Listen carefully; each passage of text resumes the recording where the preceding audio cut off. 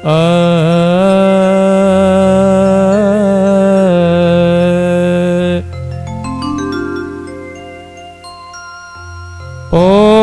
नमः परमहंसास्वादित चरण कमल चिन्मकरंदाय भक्त जन मानस निवासाय श्री रामचंद्राय यं ब्रह्मा वरुणेन्द्र रुद्रमरुतः स्तुन्वन्ति दिव्यैस्तवैः वेदैः साङ्गपदक्रमोपनिषदैः गायन्ति यं सामगाः ध्यानावस्थित तद्गतेन मनसा पश्यन्ति यं योगिनो यस्यान्तं न विदुः सुरासुरगणा देवाय तस्मै नमः। गंगातरंगरमणीयजटा कलापम् गौरी निरंतर विभूषित वामभागम् नारायण प्रियमनंग मदापहारम्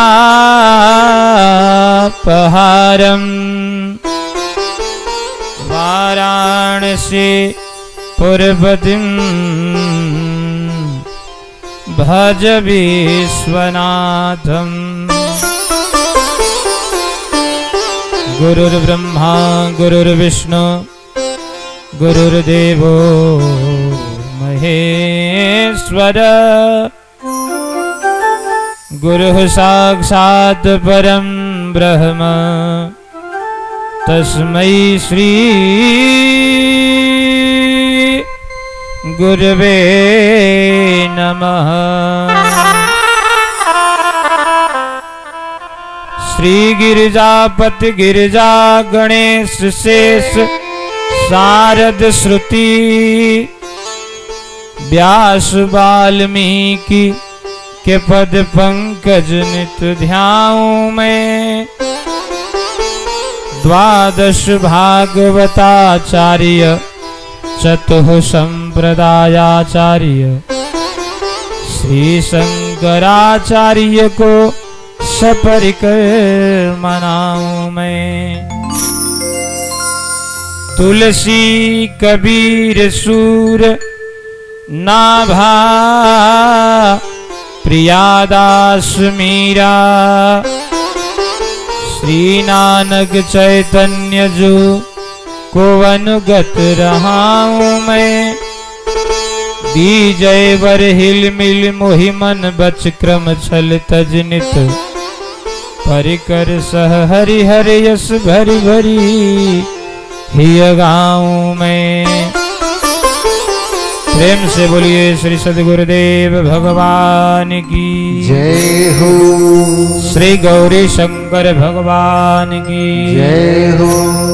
श्री वेदव्यास भगवान की जय हो। सर्व संत वैष्णव भगवान की जय हो। पवन पुत्र हनुमान जी महाराज की जय हो। सब संतन की जय हो। सब भक्तन की जय हो।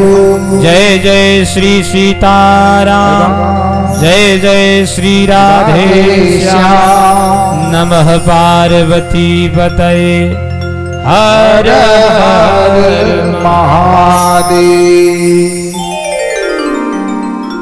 परम मंगलमय परम कारुणिक अखिल हेय प्रत्यनीक असंख्य गुणगण निलय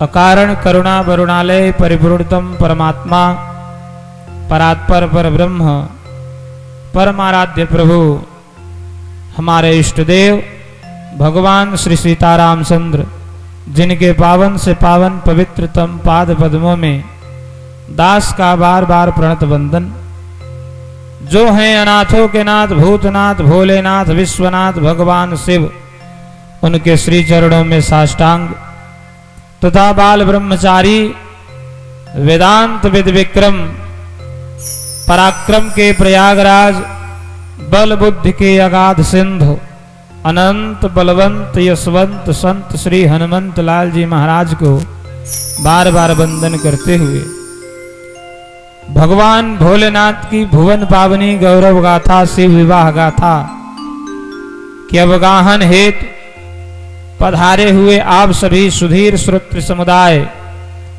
सबके हृदय देश में उपस्थित हमारे परमाराध्य युगल सरकार भगवान श्री सीतारामचंद्र को एक बार पुनः प्रणाम करते हुए आप सबको भी सिया राम मैं सब जग जानी, करऊं प्रणाम जोरी जुग पानी।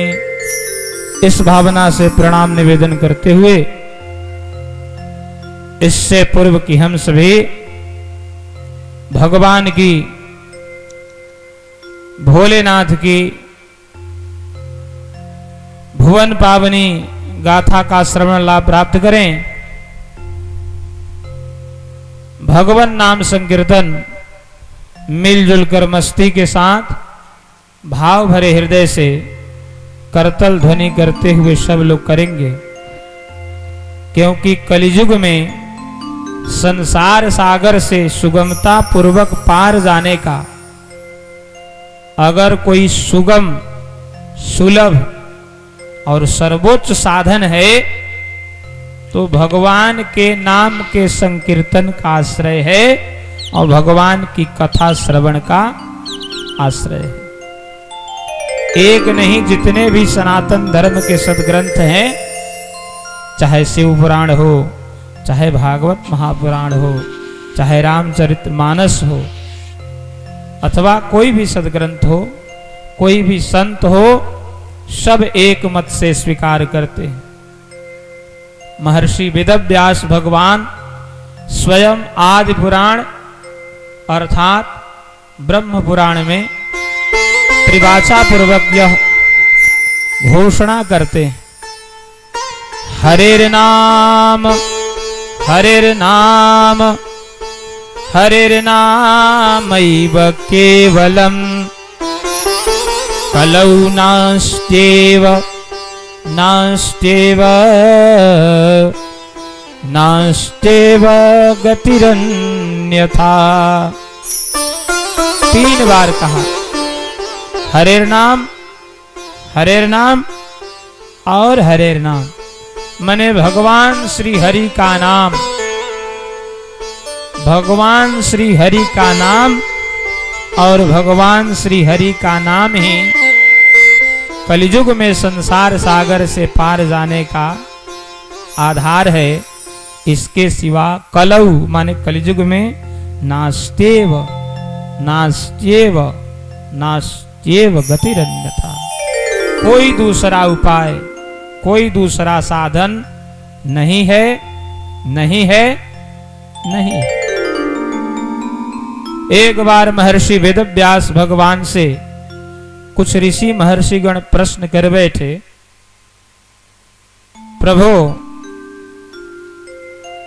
आप ज्ञानी नाम अग्रगण्य है, समस्त वेद पुराण और ब्रह्मसूत्रादिक ग्रंथों के प्रदान करने वाले हैं।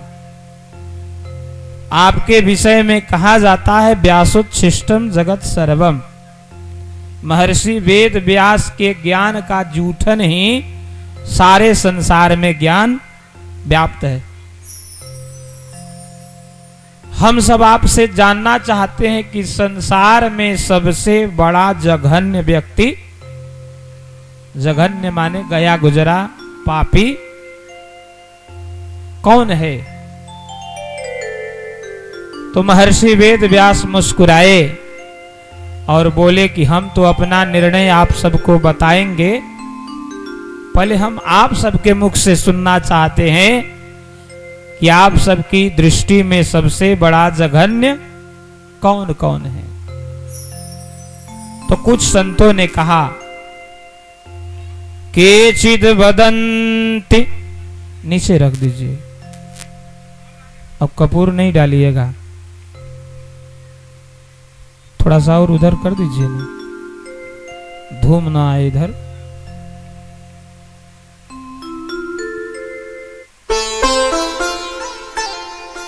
ठीक है, आराम करें। केचिद वदन्ति धनहीन जनो जघन्य, कुछ लोगों ने कहा कि संसार में वह व्यक्ति जघन्य है जिसके पास धन नहीं है, धन नहीं है। महर्षि वेद व्यास मुस्कुराए, बोले जघन्य हो सकता है, सबसे बड़ा जघन्य नहीं हो सकता। और तो कुछ लोगों ने पुनः उत्तर दिया केचिद वदन्ति गुणहीन जनो जघन्य, कुछ ऋषियों ने कहा कि गुणहीन व्यक्ति जो है संसार में सबसे बड़ा जघन्य, जिसके पास कोई गुण नहीं है। तो महर्षि वेद व्यास मुस्कुराए, बोले कि मनुष्य को संसार में गुण भी बड़े भाग्य से प्राप्त होते हैं, तो गुणवान होना आवश्यक है, और गुणहीन होना जघन्यता की श्रेणी में भले हो, लेकिन सबसे बड़ा जघन्य गुणहीन व्यक्ति नहीं हो सकता। और आप लोग बताएं। तो कुछ लोगों ने कहा केचिद वदन्ति रूपहीन जनो जघन्य, कुछ लोगों ने कहा कि जिसके पास सुंदर रूप नहीं है ना, जो सुंदर नहीं है वह जघन्य है। तो महर्षि वेद व्यास ने कहा कि शारीरिक सौष्ठव सुंदरता भी भाग्य से प्राप्त होती है, तो सुंदर न होना जघन्यता की श्रेणी में भले हो, लेकिन सबसे बड़ा जघन्य कुरूप व्यक्ति या रूपहीन व्यक्ति नहीं हो सकता। और आप लोग बोलिए क्या कहना चाहते हैं। तो कुछ लोगों ने कहा केचिद वदन्ति बलहीन जनो जघन्य, जिसके पास बल नहीं है, निर्बल है, वह जघन्य है। तो महर्षि वेद व्यास ने कहा कि निर्बल होना भी सबसे बड़ा जघन्य होना नहीं है। तो ऋषियों ने कहा कि सरकार, हम तो लोग जो जानते थे आपको निवेदन किया, अब आप अपना दृष्टिकोण बताइए कि सबसे बड़ा जघन्य कौन व्यक्ति है। तब महर्षि वेद व्यास कहते हैं व्यासो वदत्य अखिल वेद पुराण विज्ञ नारायण स्मरणहीन जनो जघन्य, नारायण स्मरणहीन जनो जघन्य। जो समस्त वेद पुराण उपनिषद ब्रह्म सूत्रादिक ग्रंथों के प्रणेता हैं, प्रकाश करने वाले हैं, वह महर्षि वेद व्यास जो भगवान श्री हरि की ज्ञान कला के अवतार हैं, कहते हैं कि सबसे बड़ा जघन्य वो व्यक्ति है जो भगवान के नाम को याद नहीं करता, और भगवान को याद नहीं करता और भगवान के नाम का कीर्तन नहीं करता। विपदो नैव विपदः संपदो नैव संपदः, विपत्ति विपत्ति नहीं है और संपत्ति भी संपत्ति नहीं है। विपत्ति क्या है? तो शास्त्र कहते हैं कि विपद विस्मरणम विष्णु। जब हम भगवान को भूल जाएं ना संसार में आने के बाद, तो वही बड़ी विपत्ति है संसार में। और संपन्न नारायण स्मृति, अगर कोई भगवान को याद कर रहा है तो सबसे बड़ा संपत्ति वाला वही है जो भगवान को याद कर रहा है। क्योंकि ये करेंसी जो है ना रुपयों वाली, ये तो किसी देश की करेंसी उसी देश में चलती है, दूसरे देश में करेंसी चल नहीं पाती।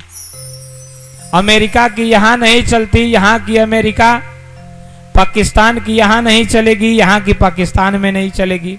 ये बॉर्डर पर ही चेंज करना पड़ता है इधर का उधर। तो परलोक में ये करेंसी क्या चलेगी? ये रुपयों वाली करेंसी संसार में ही एक भूभाग से दूसरे भूभाग में चेंज करना पड़ता है। तो जो परलोक है वहां क्या होगा?